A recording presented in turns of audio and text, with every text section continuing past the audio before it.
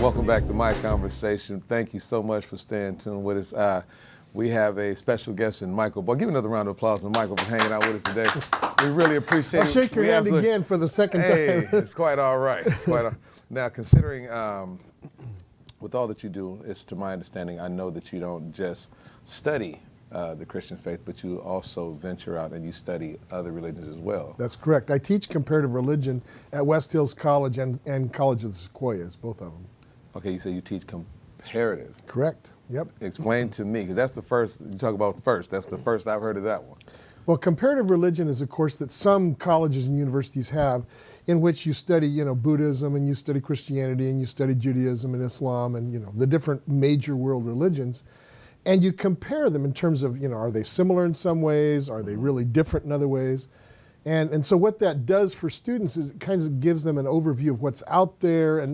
And I think the goal of the universities to do that is to sort of give people an idea that how do you talk to people in a pluralistic society that have different religions? You got to know a little something about where they're coming from. And I think that's the purpose of those courses. Oh, see, so you're a reader.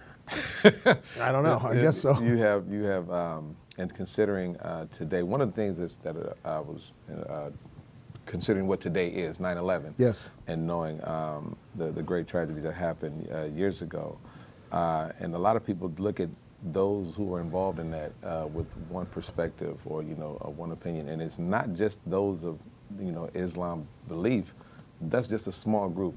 What is the difference between the two? Well, for one thing, Islam is not a single thing. I mean, we're familiar with Christianity, so I always use that as kind of a baseline. Okay.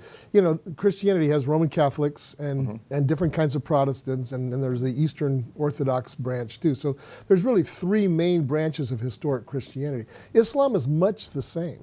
Okay. There's Sunni and Shia. Now, Sunni is about 85% of all Muslims, so it's the bigger bunch.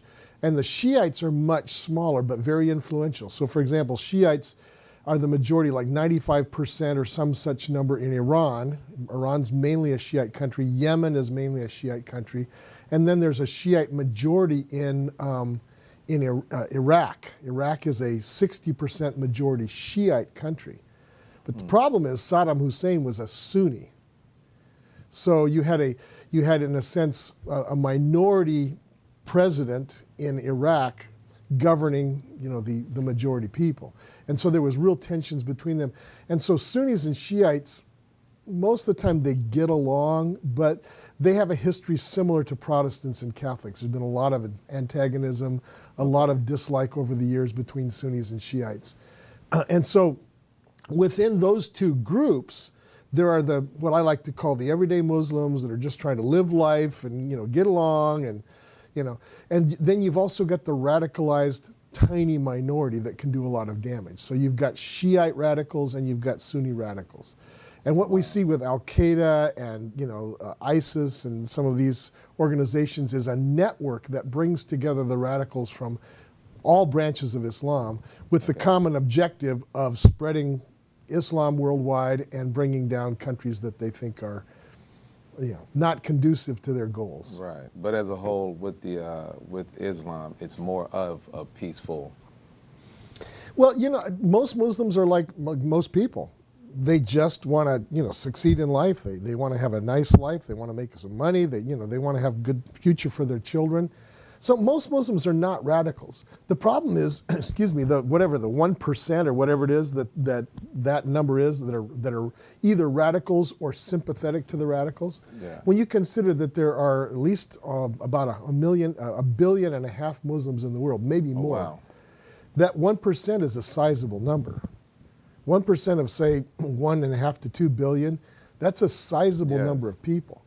And I think that's been the real concern of the United States government and many other governments that have been dealing with the radicals is who are these people, how do we identify them, and how do we protect ourselves against them? Anyway, we've seen issues in France, we've seen issues in Germany. I mean, just in recent, 6 months since Christmas time, there was that radical that drove his car through some kind of Christmas market in Germany. We've seen bombings in Paris not long before that. So there have been issues, and just recently in Spain, there was another issue. So it's not just the United States government, but it's the governments of the world, or maybe the Western governments of the world, are having to deal with, okay, how do we identify these people and how do we prevent them from just renting a van and driving it into a crowd? That is the question. Yeah, I mean, really, honestly, I think we ought to pray for our leaders, because, I mean, whether you like their politics or not, they are trying to protect the public from... Right.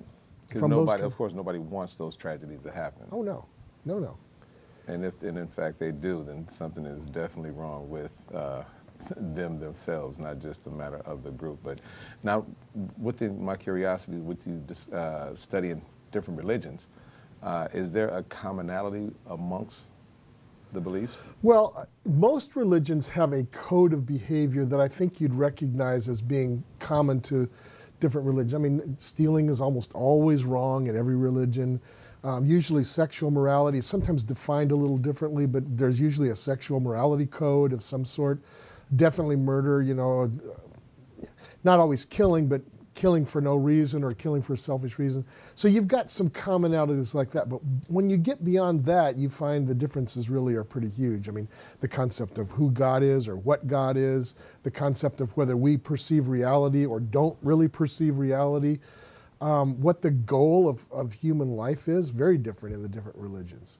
So I would say the differences far outweigh the commonalities. But again, in terms of morality, no matter what religion you're talking about, they're not going to want you to steal, and they're not going to want you to be immoral, and they're not going to want you to kill people. And so those things kind of run through the whole gamut. Well, we'll go ahead and explore more of that when we come right back. We'll have more right here with Michael Bogart right when we return after these messages.